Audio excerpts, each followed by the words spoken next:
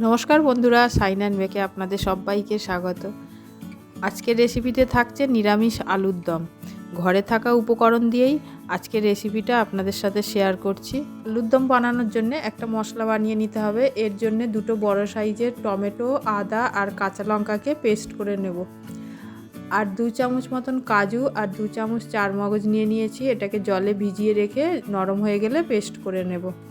এবার একটা বড় সাইজের কড়া বসিয়ে দিয়েছি উনুনে। এর মধ্যে সর্ষের তেল দিয়ে দিলাম। তেল গরম হয়ে গেলে একটু হলুদ গুঁড়ো দিয়ে দিলাম। এতে কি হয়, আলুটা ভাজলে আলুর কালারটা খুব সুন্দর আসে। এখানে আমি 2 কেজি আলু নিয়েছি। 2 কেজির আলুর দম করব। এবার তেলের সাথে আলুটাকে খুব ভালো করে মিশিয়ে দিলাম। দেখুন কালারটাও কত সুন্দর এসছে। এবার আলুটাকে লাল লাল করে ভেজে নেব। এবার এর মধ্যে অল্প একটু লবণও দিয়ে দিলাম, দিয়ে মিশিয়ে নিচ্ছি। আলু ভাজা হয়ে গেছে। এবার আলুগুলোকে সব তুলে নিলাম।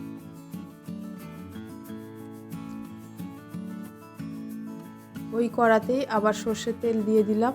সর্ষের তেল গরম হয়ে গেলে এখানে গোটা গরম মশলা আর গোটা জিরে ফোড়ন দিয়ে দিলাম। তো শুকনো লঙ্কাকে কেটে দিয়ে দিচ্ছি এর মধ্যে, আর একটা তেজপাতা 2 ভাগ করে দিয়ে দিলাম এর মধ্যে। দিয়ে ভালো করে নেড়ে একটু ভেজে নেব। মশলা ভাজার সময় গ্যাসের ফ্লেমটা লোতে রেখেই ভেজে নেব। মশলা থেকে সুন্দর গন্ধ বেরিয়ে গেলে টমেটো, আদা আর কাঁচা লঙ্কা যে পেস্টটা করে রেখেছিলাম সেই পেস্টটা এখানে দিয়ে দিলাম। দিয়ে খুব ভালো করে মিশিয়ে নিয়ে এবার এর মধ্যে 1 চামচ ধনিয়া গুঁড়ো, 1 চামচ জিরে গুঁড়ো, হলুদ গুঁড়ো 1 চামচ দিয়ে দিলাম, আর কাশ্মীরি লঙ্কার গুঁড়ো 1 চামচ দিলাম, আর ঝালের জন্য এখানে 1 চামচ লঙ্কা গুঁড়ো দিয়ে দিলাম। দিয়ে খুব ভালো করে মিশিয়ে নিচ্ছি। গ্যাসের ফ্লেমটা মিডিয়ামে রেখেই রান্নাটা করব। এখানে হাইতে যদি গ্যাসের ফ্লেমটা রাখি তাহলে মশলাটা জ্বলে যেতে পারে। দেখুন মশলা থেকে তেলও ছেড়ে দিয়েছে। মশলা থেকে এরকম তেল ছেড়ে দিলে কাজু আর চারমগজের পেস্টটা এর মধ্যে দিয়ে দেব। দিয়ে মিক্সিং জারের মধ্যে একটু জল দিয়ে সেটাকে ভালো করে ধুয়ে নিয়ে এই জলটা এর মধ্যে দিয়ে গ্যাসের ফ্লেমটা মিডিয়াম রেখে ভালো করে নাড়তে থাকবো।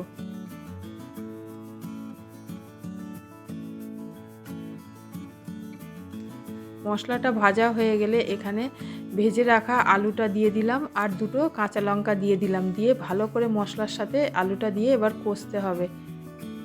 গ্যাসের ফ্লেম মিডিয়াম রেখে 1 থেকে 1.5 মিনিট মতন কষে নেব আলুকে।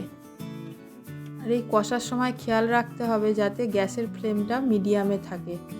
এবার এখানে পরিমাণ মতন লবণ দিয়ে দিলাম। লবণ দিয়ে আবারও ভালো করে মিশিয়ে নিয়ে কষতে থাকবো।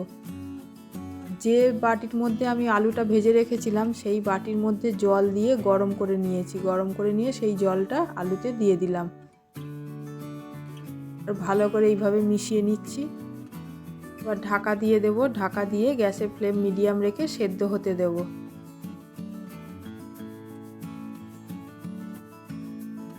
কিছুক্ষণ পরে ঢাকাটা খুলে দেখে নিচ্ছি যে আলুটা সেদ্ধ হয়েছে কিনা।